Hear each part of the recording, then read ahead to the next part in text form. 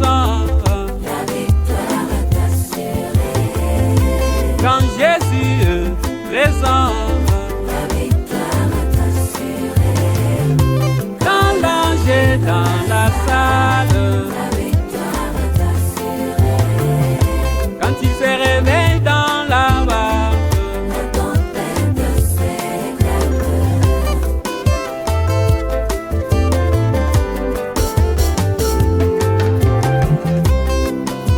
il a été dit dans la Bible,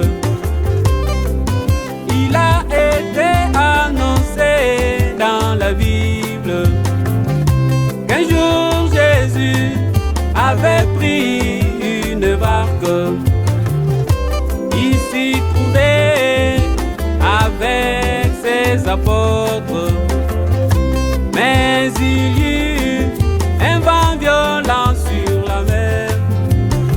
Malgré tout cela, les rois étaient endormis. Les apôtres ont crié, Maître, réveille-toi, nous mourrons. Puis les rois des esprits a prononcé la parole. Le vent se calma quand Jésus se réveilla. Révélé dans ta vie, tu verras des miracles. Que Dieu vous bénisse. Shalom chez vous. Bonsoir, bonjour, bon appétit. Bon déjeuner chez vous. Ça dépend de l'endroit où vous nous suivez. Sur les globes, vous qui nous suivez en direct de Kinactu Télévision, le canal 49 sur le BlueSat, sur TNT, ça dépendra de votre petit écran, comment c'est numéroté, ça va d'un écran à un autre. Sur le net, nous sommes sur la chaîne YouTube Victoire Divine Tabernacle. Partout où vous nous suivez, que Dieu vous bénisse. Toutes nos excuses pour le retard avec lequel nous commençons cette émission ce soir. Il y avait des amis qui avaient une émission tellement chaude bien avant nous. L'hospitalité exige et l'oblige. Alors, ça peut aussi nous arriver d'être en retard pour un point ou pour un autre. Néanmoins, nous vous disons merci. Merci pour votre confiance, pour votre particulière attention que vous nous affichez. Réellement, que Dieu, dont nous sommes serviteurs, vous bénisse. Merci à Kinactu Télévision, à la partie technique, la régie d'antenne, la réalisation. Que Dieu vous bénisse beaucoup. Mes amis, mon équipe qui m'a toujours tenu compagnie, aujourd'hui ils sont en visite. Je crois qu'ils arriveront avec un retard. Voilà pourquoi ils ne seront pas avec moi sur le plateau, mais nous sommes là avec Jésus. Je vous aime, je vous porte dans mon cœur. Voilà pourquoi nous nous sacrifions pour vous, pour faire ce partage de la parole de Dieu. Nous revenons sur le compte de notre émission, Évangélisation au temps de la fin. Notre sujet, ils changeront d'avis.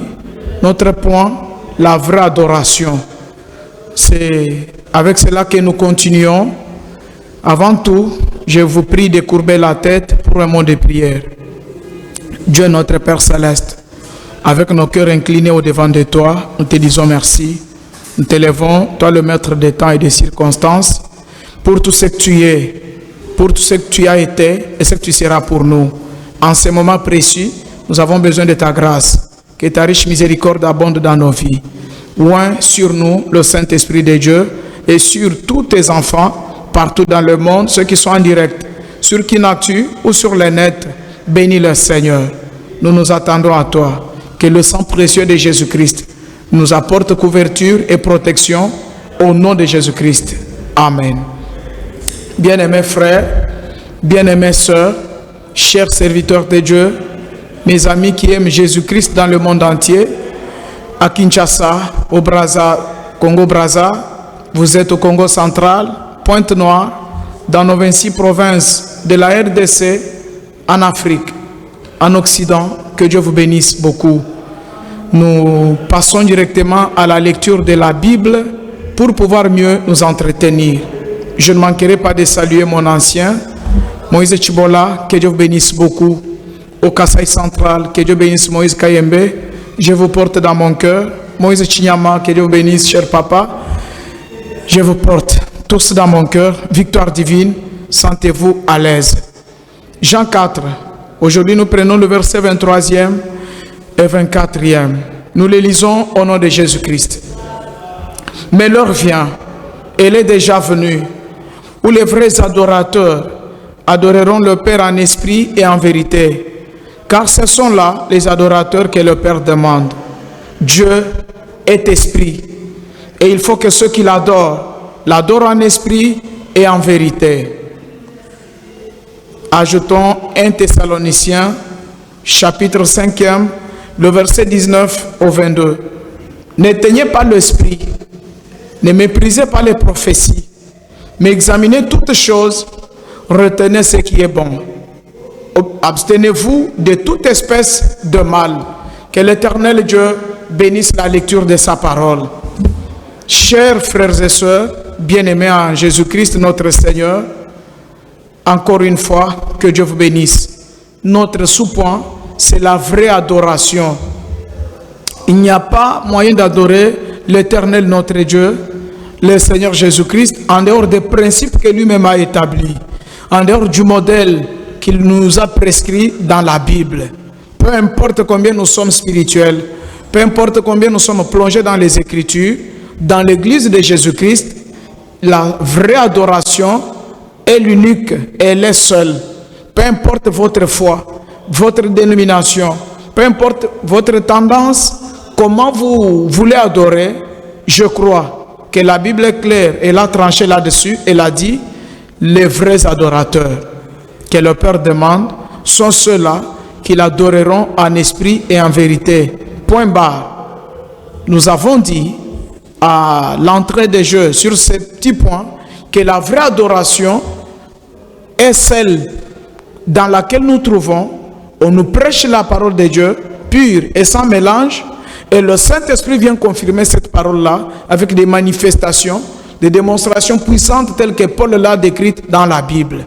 Si vous adorez Dieu et vous êtes cramponné seulement aux Écritures, le Saint-Esprit n'y est pas associé, vous êtes des faux adorateurs et vous avez la fausse adoration. Si vous avez l'adoration dans laquelle on ne trouve que la puissance de Dieu parmi vous, on voit les cérémonies, les ceci et le cela, mais la parole de Dieu n'y est pas prêchée, telle que le prédit la Bible, c'est encore faux. Vous êtes des faux adorateurs, vous avez la fausse adoration. Alors, que dire par rapport à ça? Allons-nous rester toujours dans la fausse adoration pour être disqualifiés à la fin de la course? Loin de là, comme le dit Paul. C'est ainsi que nous tirons ces coups de sifflet. C'est ainsi que nous répétons ce que disent les bandes. Nous trompetons au mieux que nous pouvons le faire par la grâce de Dieu, pour alerter le peuple de Dieu, pour tirer à l'oreille du serviteur de Dieu, quelque part, qui a été égaré, qui a été séduit par le diable. Peut-être qu'il avait la chose, mais il ne savait pas quoi faire. Nous sommes le canal par lequel Dieu Tout-Puissant peut vous aider à revenir et changer d'avis. Que Dieu vous bénisse. Alors, mon prophète me dit ça concernant la vraie adoration, concernant ce que le Seigneur a dit, comment l'adorer en esprit et en vérité. Il dit ceci dans la prédication, la vision de Patmos. C'est prêché le 4 décembre 1960 au Branham Tabernacle. Mon prophète me dit ça au point 102 et 103. Il dit bon, vous voyez donc, nous avons pris l'autre côté de la route. Vous savez que j'ai toujours essayé d'être comme ceci. Notre Seigneur m'a toujours révélé ceci. Qu'est-ce qu'il vous a révélé, frère Branham? Il y a un extrême et un autre extrême. Mais la vérité se trouve juste au milieu du chemin. Avez-vous remarqué là où Esaïe dit qu'il y aura une grande route? Esaïe 35. Et vous vous souvenez que nos chers frères nazaréens chantaient ces cantiques, vous savez. La grande route de la sainteté. La grande route de la sainteté. Je crois que si vous avez votre Bible, vous pouvez l'ouvrir au chapitre 35e d'Esaïe. Vous allez trouver ce dont je vous parle ce soir. Et ce que mon prophète a parlé. Il dit que Or, si vous lisez bien votre Bible, il n'est pas dit la grande route de la sainteté. Il est dit, il y aura là une grande route et un chemin, et il sera appelé non pas la grande route de la sainteté, mais le chemin de la sainteté. Amen. Il y a une grande route sur laquelle tous nous marchons, dans le christianisme, dans l'adoration. Mais il y a un chemin. Ce chemin-là sera appelé le chemin de la sainteté. Que veut dire le Saint-Esprit par rapport à ça? C'est une conjonction qui termine une phrase. Il y aura une grande route et un chemin qui sera appelé le chemin de la sainteté, non pas la grande route de la sainteté. Alors, que veut dire le chemin de la sainteté? Que veut dire la grande route par rapport à la vraie adoration, 103? Vous voyez, on construit une route, un chemin. Lorsqu'on construit une bonne route, on surélève la partie du milieu. On la surélève comme ça. Ça, c'est le milieu de la route. Ici, un extrême. Ici, un autre extrême. Mais le milieu de la route doit faire comme s'il y avait une montée, pouvant permettre que quand la pluie tombe, que les eaux soient dégagées. Amen. Il dit ceci. Cela permet de renvoyer toute la crasse sur les deux côtés. C'est cela. Quand un homme vient vraiment à Christ, il a les yeux fixés sur Christ. S'il est un petit peu émotif, ce sera un fanatique. S'il est un petit peu froid, il se retrouvera de l'autre côté et sera juste comme un concombre de ce côté-là. Vous voyez, son intellect. Ça veut dire quelqu'un qui est venu à Christ, qui ne s'accroche qu'aux Écritures, telles que nous les lisons maintenant, telles que Dieu nous pousse à faire les commentaires, pas interpréter.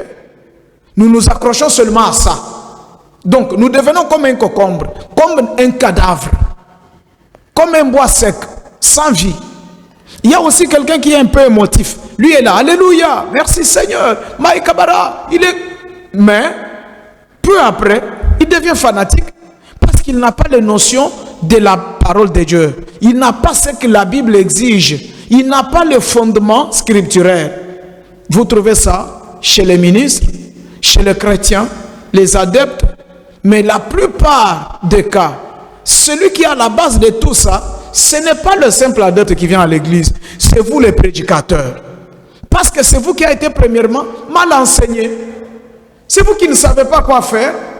C'est vous qui êtes émotif. C'est vous qui êtes comme un concombre. Ou soit vous aimez beaucoup d'onction, vous n'avez pas les notions scripturaires. Ou soit vous vous êtes adonné aux Écritures, il n'y a rien de l'esprit. Maintenant, votre assemblée va vous copier et on se retrouve avec de la froideur, avec du formalisme. Alors, vous n'avez pas bien construit le chemin. C'est pourquoi le messager dit, mais ce qui importe, c'est d'être juste au milieu de la route, avec assez de l'esprit en vous, pour vous garder chaud et en mouvement. Là où quelqu'un peut dire amen à la parole de Dieu, là où le Saint-Esprit peut saisir quelqu'un et le pousser à dire alléluia, là où Dieu peut guérir un malade, peut dévoiler un secret dans son peuple, à son fils, à sa fille. Aussi, là où on peut donner le fouet de l'évangile. Amen. Il dit ceci. Il dit, tout en étant assez avisé pour vous maintenir soumis à l'esprit. Pour avancer quand l'esprit avance. Pas avant ni après. Juste quand l'esprit avance. Comment savoir comment l'esprit avance? Comment savoir comment je ne peux pas avancer avant l'esprit? Là, il faut l'intervention de la parole de Dieu. C'est pourquoi Paul dit, nous avons 5 ministères dans l'église pour le perfectionnement de l'église, de l'épouse de Jésus-Christ. Aussi, nous avons les 9 dons spirituels.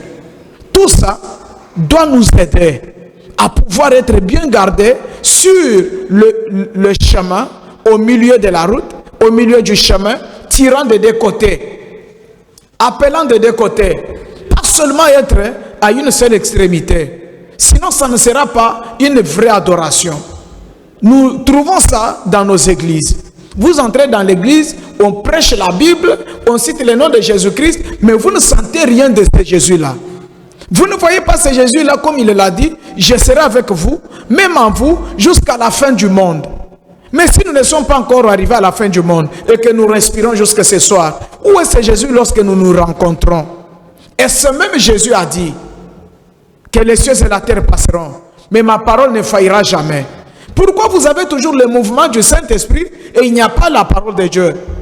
Donc vous devez vérifier, sinon vous êtes suspect.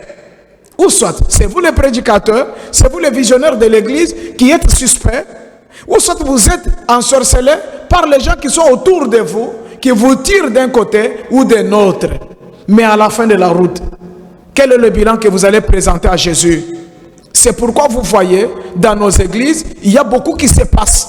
Il y a beaucoup de choses qui se produisent au nom du christianisme, au nom de la Bible.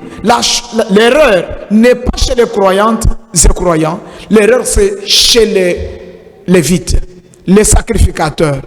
C'est vous qui êtes mal positionnés, c'est vous qui êtes mal avisés. Vous n'avez pas été attentifs à l'ordre donné par le Seigneur Jésus-Christ dans la Bible. Il veut que tous ceux qui l'adorent puissent l'adorer en esprit et en vérité. Il n'a pas donné une extrémité pour écarter une autre. Il a donné tous les deux, l'esprit et la vérité, ensemble. Shalom, peuple de Dieu. Pourquoi nous le disons? Nous le disons parce qu'en ces derniers jours, tout arrive, tout se passe, tout se fait, tout se produit dans l'église. Et ça décourage.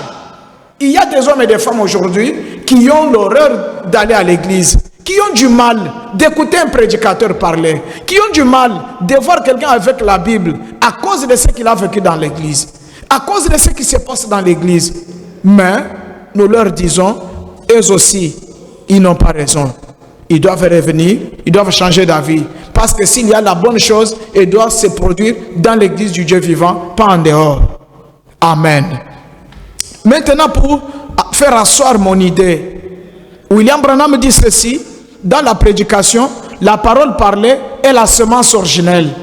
Prêché le 18 mars 1962, toujours au Branham Tabernacle. Il dit ceci au paragraphe 436. Il dit maintenant, des milliers de gens opèrent des signes en ces derniers jours. Ce qui a créé une génération de chercheurs de signes qui ne connaissent rien du tout du véritable mouvement de Dieu ni de sa parole en ces derniers jours. Amen. Je crois que c'est tranchant, mais c'est la vérité. Tokende kuna pastor wana na moto, pastor wana za mutu na nzambe, c'est bon. Moto wana, il faut vérifier bien et uti wapi. Parce que tout feu ne vient pas de Dieu. Tout feu ne vient pas du trône de Dieu. Tout feu n'est pas sacré. Il y a aussi le feu étranger. La Bible en a parlé. Dieu aidant, on en parlera. Tout ce qui se passe dans l'église ne vient pas de Dieu.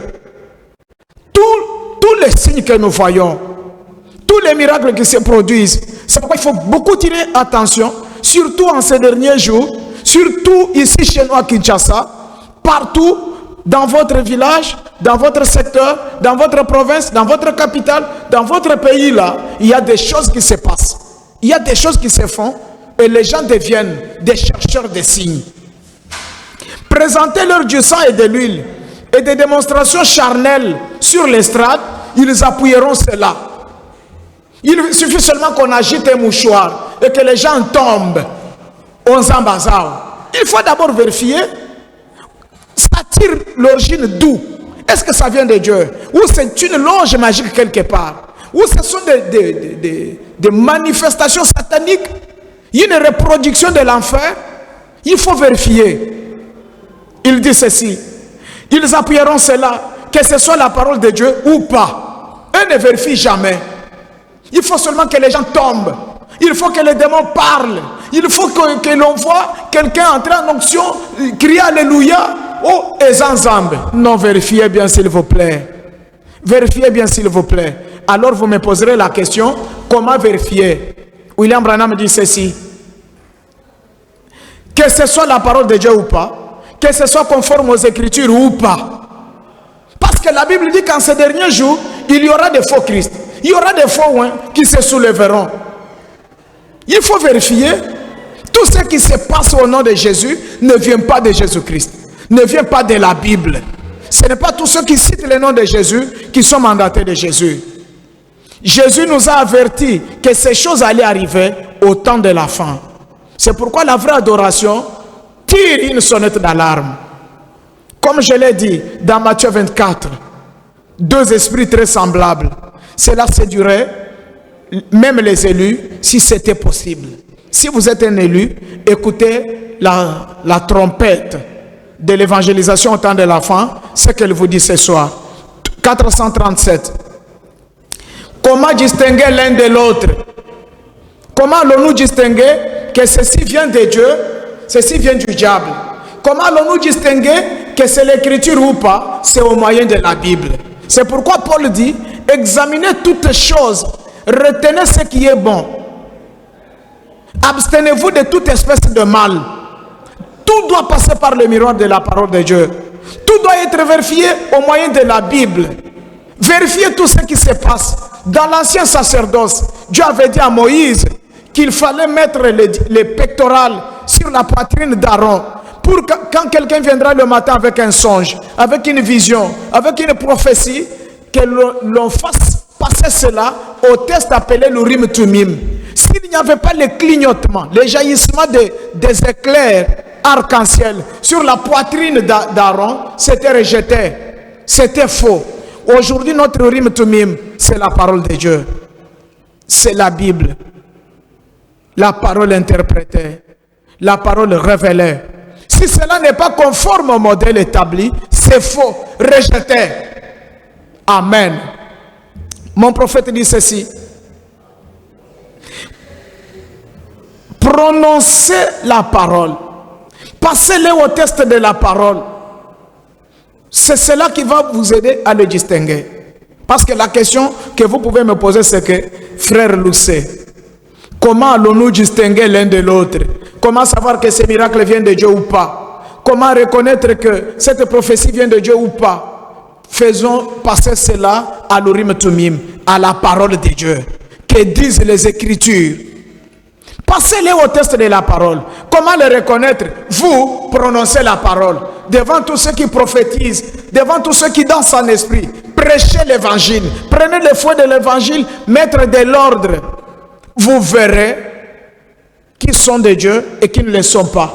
Vous verrez où est la fausse onction, où est l'onction du diable, où est le commerce. Parce qu'aujourd'hui, il faut que quelqu'un vous regarde et vous dise, Dieu m'a dit, c'est fini. Il n'y a pas de contrôle, il n'y a pas le tamis, il n'y a pas le discernement pour voir s'il est un menteur ou pas, s'il est un commerçant ou pas, s'il cherche du pain quotidien ou pas. Amen. Peut-être que quelqu'un pouvait nous taxer de n'importe quoi. Nous ne sommes pas de n'importe quoi. Nous savons de quoi nous parlons. Quand nous appuyons la puissance de Dieu, nous l'appuyons tel qu'elle appuie la parole. Quand il faut condamner les fausses choses qui se passent dans l'église, nous prenons la même parole pour mettre de l'ordre. Amen. Surtout vous, les révérends pasteurs, vous, les révérends évangélistes, vous, les révérends prophètes, vérifiez un peu ce que vous laissez passer dans votre église. La parole dit ceci. Prononcez la parole. Voyez ce qu'ils en diront. S'ils ne croient pas la parole, ils n'ont pas le germe de la semence en eux. Ils sont du malin et ils vous séduisent. Amen. J'ai vu des choses qui se passent, mes chers amis. Laissez-moi d'abord terminer cette écriture. Ils vous séduisent. Comme la première épouse a été séduite et que la deuxième épouse a été séduite, ils séduisent la troisième épouse en hybridant la parole. Ou en essayant de le faire. Dieu n'a jamais fait passer le signe avant sa parole. Amen. Comment, frère, vous venez commencer une église? À peine. Vous vous tenez là-bas, vous commencez à nous présenter les miracles, vous commencez à nous présenter les signes, vous commencez à nous faire tomber, vous n'avez pas encore prêché. Suivez nos cultes qui se passent aux écrans, voyez ce qui se passe. Vous voyez toute une adoration, c'est seulement les prophéties. C'est seulement les visions, les gens tombent, le discernement, on ne prêche jamais.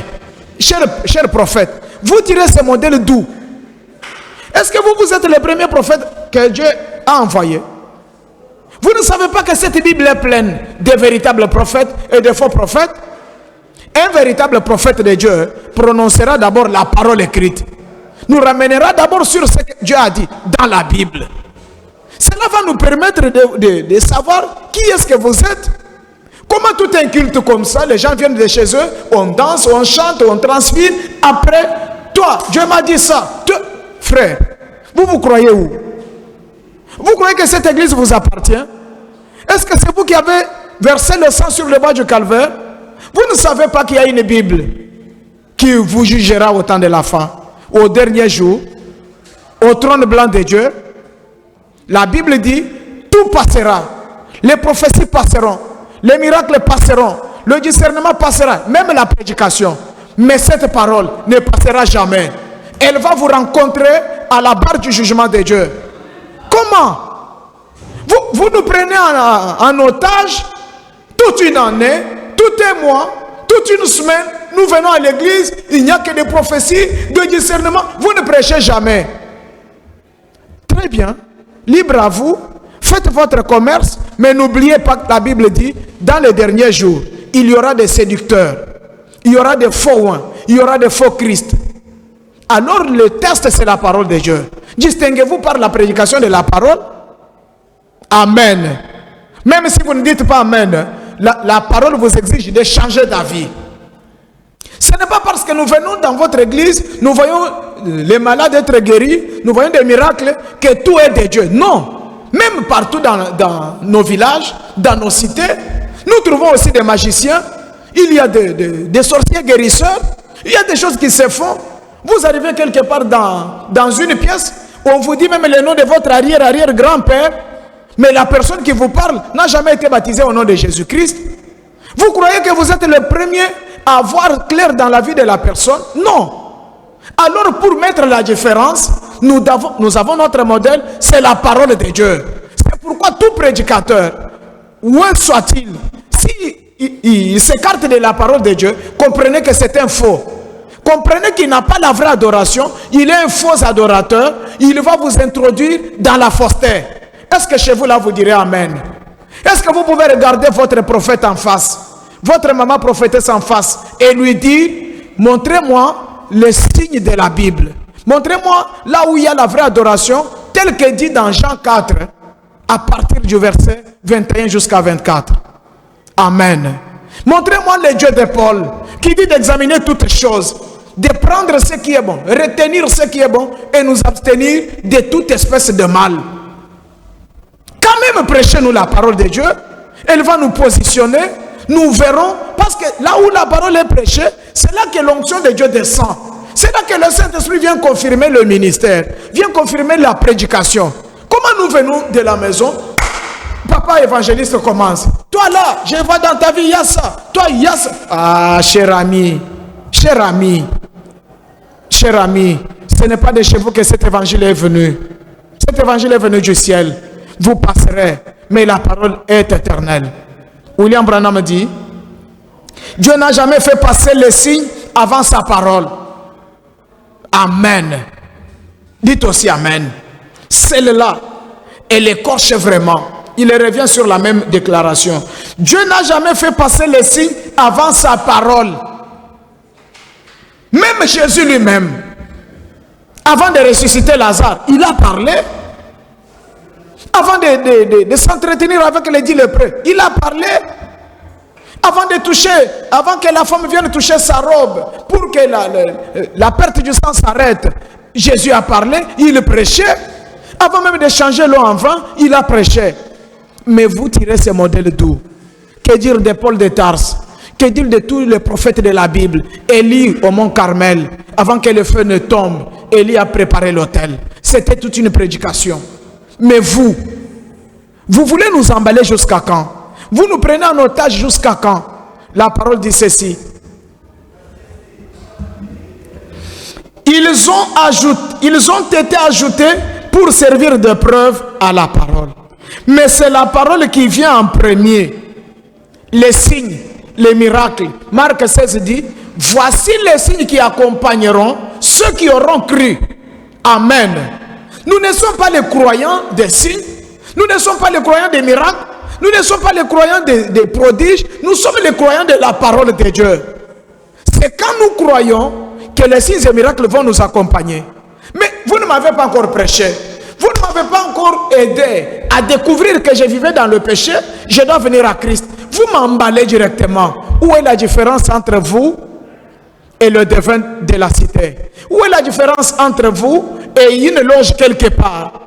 Où est la différence entre l'église de Jésus-Christ, comme la forge des âmes, et là où on va consulter comme la magicienne d'âne d'or de la Bible?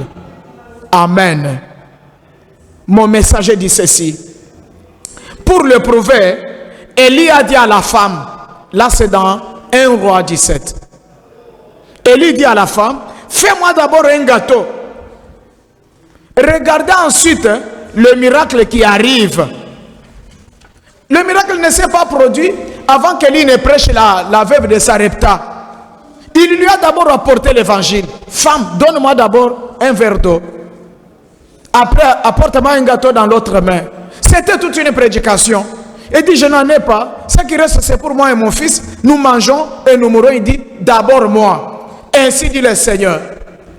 C'est quand Élie a bu, Élie a mangé du gâteau, que l'onction est descendue, le miracle a été produit. Mais l'Élie d'aujourd'hui que nous avons dans nos églises, on met les signes avant la parole de Dieu. On met la délivrance avant la parole de Dieu. Et même s'il vous plaît, ce dont nous parlons comme délivrance, n'en parlons pas. C'est dégoûtant. Comment Dieu peut délivrer quelqu'un, ne fût-ce que pour lui donner du travail, mais ne le transforme pas, ne le change pas? Est-ce que c'est le changement de la Bible? Le Saint-Esprit, son travail s'arrête sur le social, le professionnel, le financier, et ne jamais s'adresser à l'âme. Vous voyez le Dieu du ciel qui meurt à la croix, qui verse son sang, qui sacrifie toute sa vie pour me délivrer seulement, avoir un bon mariage, avoir de la voiture, de la bonne parcelle, avoir un bon travail, et ne jamais m'amener à la conversion, ne jamais m'amener au changement de l'âme. Vous trouvez ça, le Dieu d'Israël, le Dieu qui exige la circoncision? Cher pasteur, revoyez quand même ce qui se passe dans votre église. Tout va passer. Demain ou après-demain, même ce soir, Dieu peut vous retirer le souffle de vie. Quand vous serez devant le jugement de Dieu, qu'est-ce que vous allez lui présenter? Parce que tout ministre doit amener à Jésus des âmes comme des étoiles qui font la fierté de sa couronne. Votre ministère va amener combien à Jésus? Vous allez lui amener ceux qui sont devenus députés, sénateurs, ambassadeurs, ceux qui ont voyagé, ceux qui ont excellé dans leur mariage, ceux qui ont eu du bon travail, mais ceux qui seront sauvés sont combien? Vous savez pourquoi? C'est parce que vous placez les signes avant la parole de Dieu. Mais Dieu n'a jamais fait ça. Le Dieu qui me donne du travail, le Dieu qui me donne le mariage, le Dieu qui me guérit, doit m'amener au salut, doit sauver mon âme, doit me changer, doit me transformer. Les mêmes femmes qui viennent dans votre église, qui sont tombées hier, nous les retrouvons la nuit dans des boîtes de nuit. Où est le fruit de la délivrance? Où est le signe de la délivrance? Vous savez pourquoi? C'est parce qu'elle n'a pas eu le temps d'être prêchée. Vous ne lui avez pas donné le vaccin. Vous lui avez présenté seulement le prestige, les avantages sociaux. Cher ami prédicateur, changez d'avis. Nous avons droit à la vraie adoration dans l'église quand nous y venons. Les mêmes hommes, le même chantre, le même choriste qui sont tombés hier ou le matin dans l'église, nous les retrouvons dans la cité avec des machettes.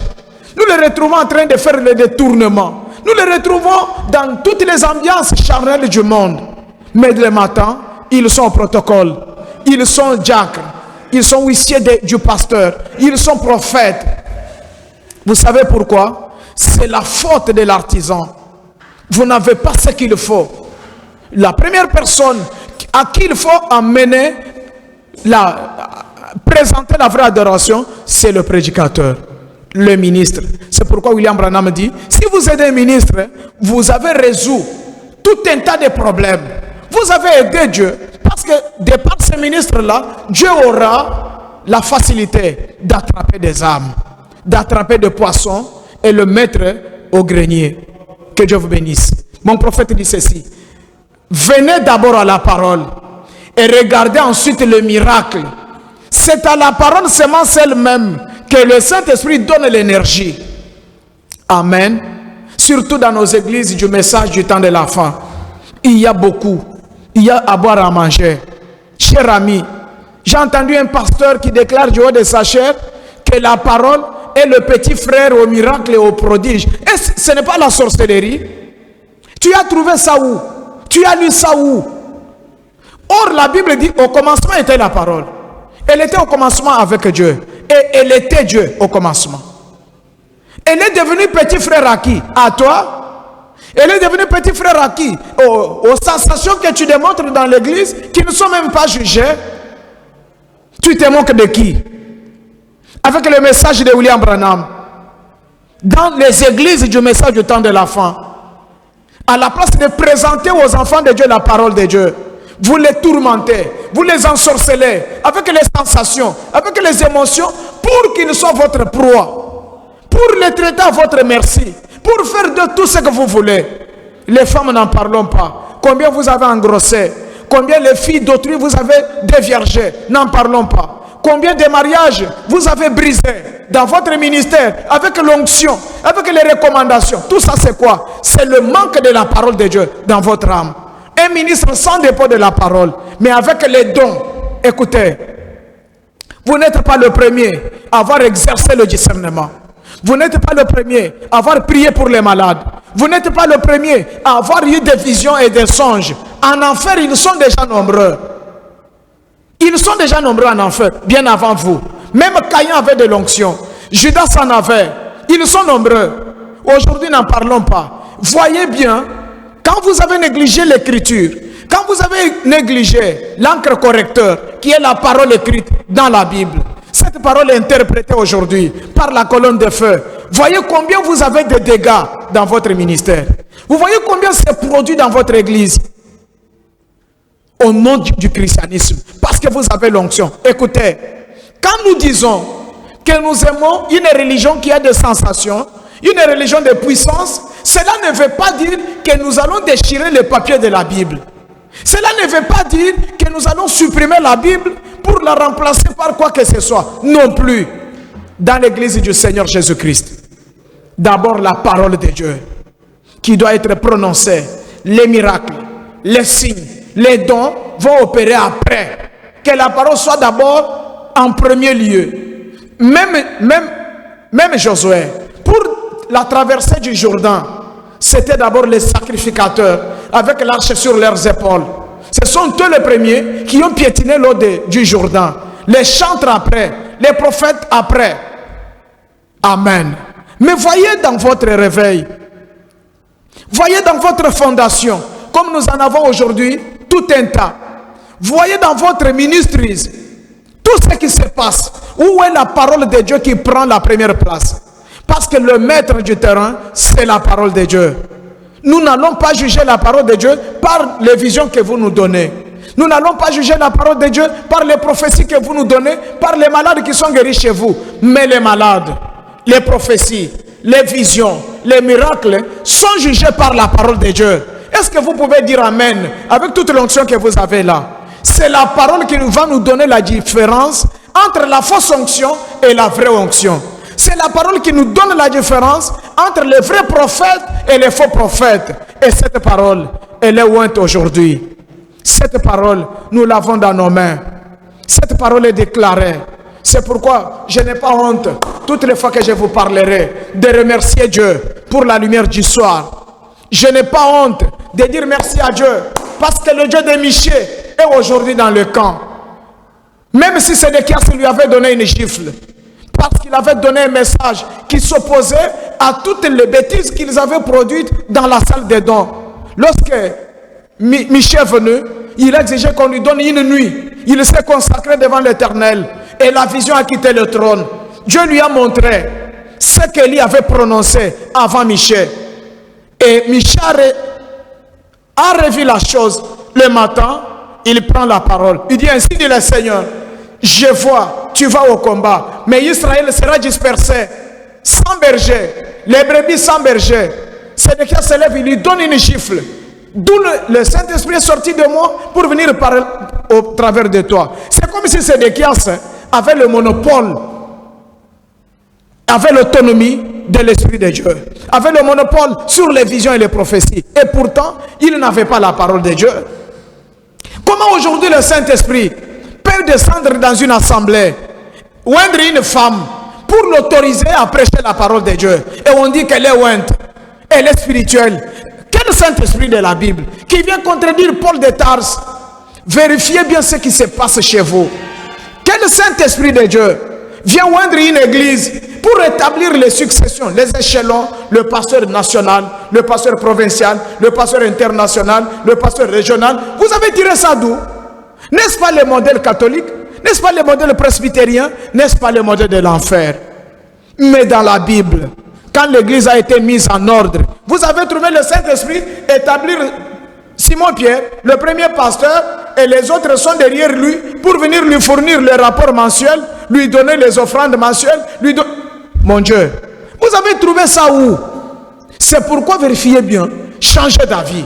La vraie adoration, c'est dans votre intérêt. La vraie adoration, c'est votre grâce. C'est pourquoi l'évangélisation au temps de la fin est la trompette qui a sonné en ces derniers jours.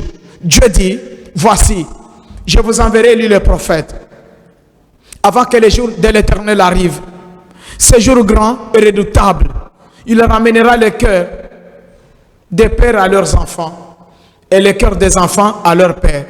Aujourd'hui, nous sommes dans la deuxième phase de ce ministère, de ramener les cœurs des enfants à leurs pères. Les enfants, c'est nous. Nous devons être ramenés à la foi des apôtres, au premier jour de l'église. Quand l'église a vu jour, Pierre a prêché dans moins de 15 minutes. Et Dieu a sauvé 3000 âmes. Ce n'est pas que l'Esprit est tombé et a sauvé les gens, mais Pierre a d'abord prêché. Nous voulons le Dieu de Pierre là. Nous voulons le Dieu qui vient confirmer sa parole. Quel est le Saint-Esprit qui est sur vous, qui établit le pasteur avec son épouse?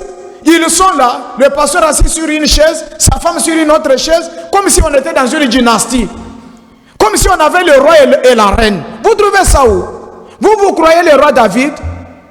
Vous croyez où? Cher pasteur, est-ce que vous pouvez nous donner ces modèles-là dans la Bible? Vérifiez bien. Vous savez pourquoi? Vous avez piétiné les Écritures. Vous avez piétiné la vérité de la parole. Vous avez brandi les miracles et les prodiges. Mais n'oubliez pas, ce qui jugera ce monde, c'est par la parole de Dieu. Et non vos miracles. Et non l'onction. Même si vous allez prédire tout, on va Abraham descendre ce soir dans votre église, on voit Dieu venir là-bas en soutane, on voit Marie, mère de Jésus et tous les saints de l'Ancien Testament. Si ça viole les Écritures, c'est faux. C'est pourquoi Paul dit, même nous-mêmes, même un ange du ciel, s'il vient vous annoncer un autre évangile, qu'il soit anathème. Pourquoi? C'est parce que la parole de Dieu doit venir en premier et l'onction doit descendre sur la parole. Pourquoi? Dans le monde des ombres, il y a beaucoup qui se passe. Tous les anges qui viennent ne sont pas les anges de Dieu. Il y a aussi des démons qui viennent rendre visite au peuple de Dieu. Qui vous dit que tout ce qui dit merci Seigneur, c'est le Saint-Esprit de Dieu? Mais comment vous saurez que c'est le diable? Parce que vous ne voulez pas prêcher l'évangile pur, clair, sans mélange. La parole est révélée. Aujourd'hui, la parole est dans le camp. La vérité est dans le camp. Le prophète est dans le camp. Il est vrai que dans le monde entier ce soir, ou le matin chez vous là, ça dépend de là où vous me suivez.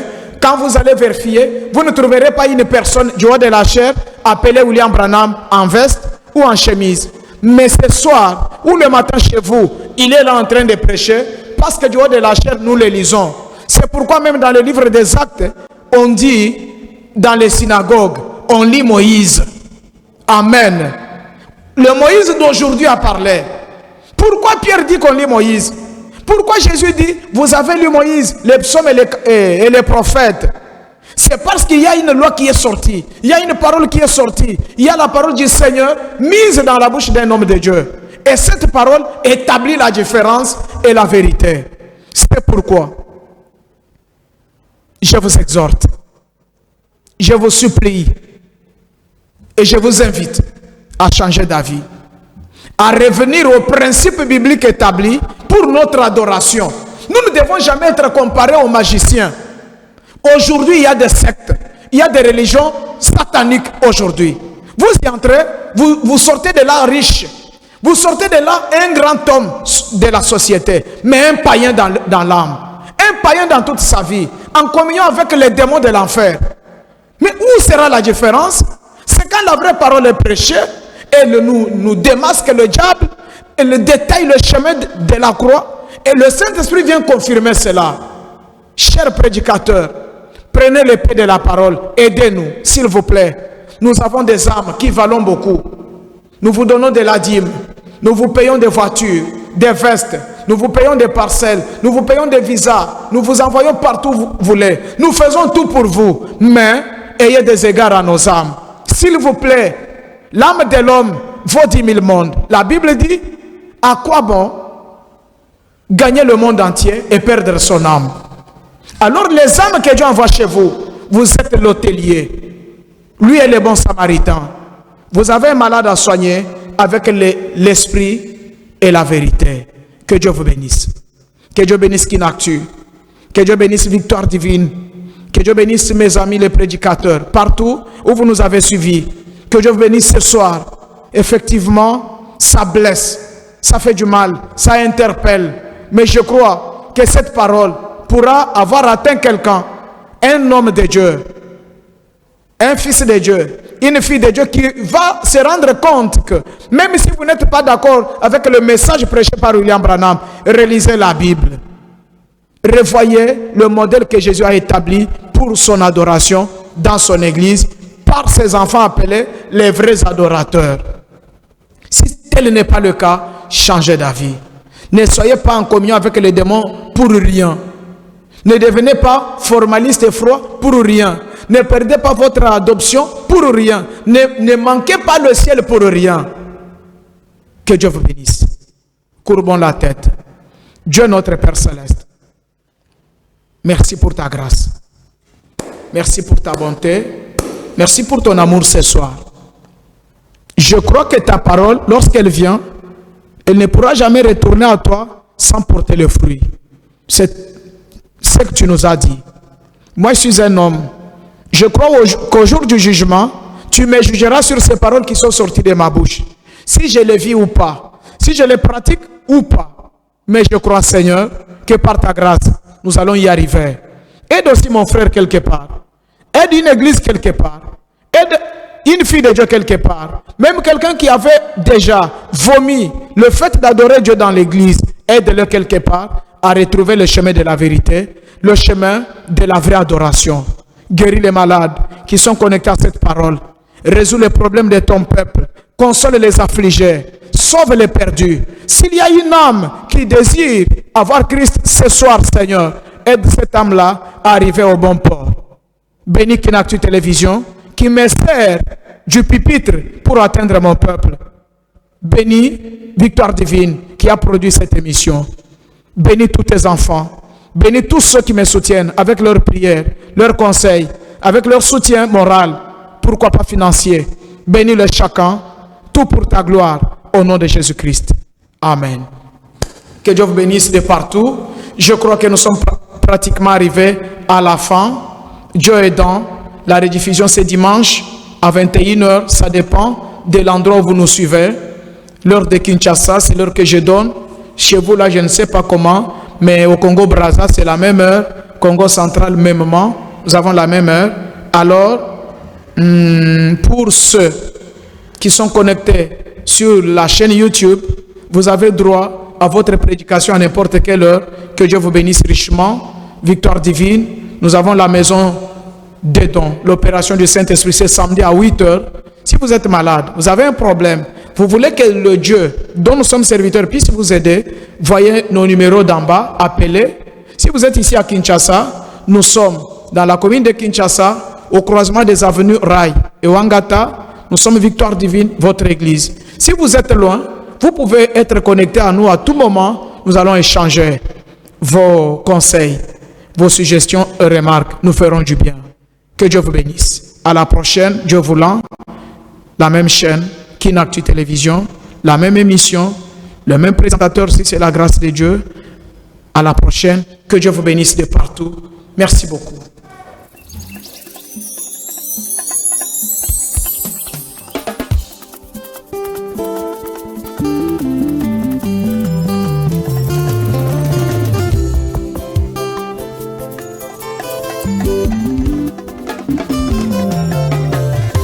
Quand Jésus est présent, La victoire est assurée.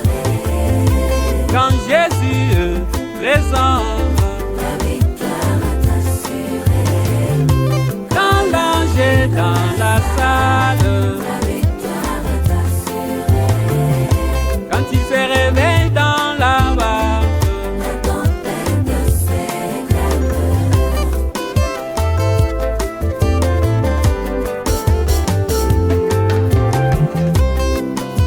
il a été dit dans la Bible, il a été annoncé dans la Bible, qu'un jour Jésus avait pris une barque, il s'y trouvait avec ses apôtres, mais il y eut un vent violent sur la mer. Malgré tout cela, les rois étaient endormis. Les apôtres ont crié, Maître, réveille-toi, nous mourrons. Puis les rois des esprits a prononcé la parole. Le vent se calma quand Jésus s'est